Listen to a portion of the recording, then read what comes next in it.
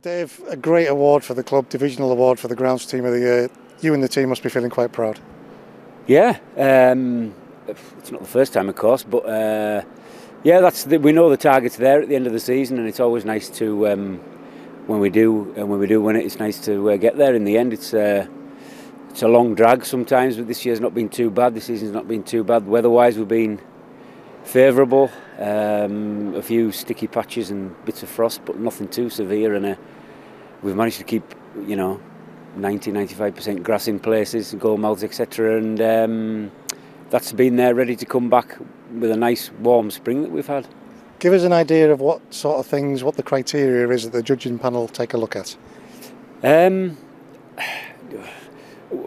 The referees' marks, away managers' marks to start with, and then those top 4 or 5 marks go into the pot.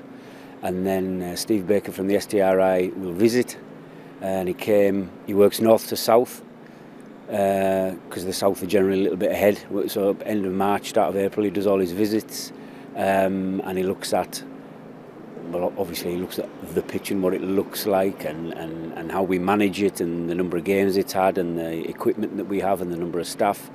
How many other pitches we look after, training facility, the ground. So all that goes into the pot, and it's one of those. It's like the recipe for iron brew. Nobody knows, but he presses a button and the answer comes out, and there we are. But from what I believe, it was close. There's been a lot of good pitches around this year with the way the climate's been. So maybe that's even more of an accolade. I'm not sure. Whatever the climate, this pitch seems to be renowned across the divisions for the standard. How do you keep on top of that?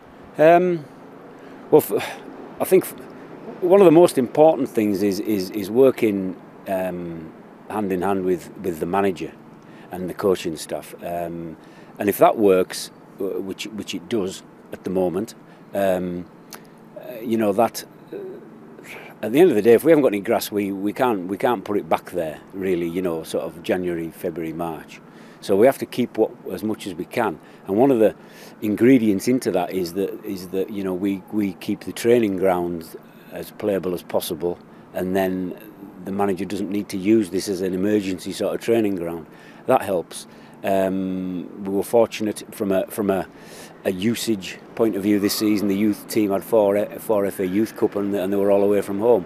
But that's good luck this season. But believe you me, and you know, Andy, that we've had it the opposite way around, where I think I've had 6 games in 13 days or something in November, and that doesn't put you in a very good position for going into the winter. So we've had that. We've had the good luck, and I think you earn it.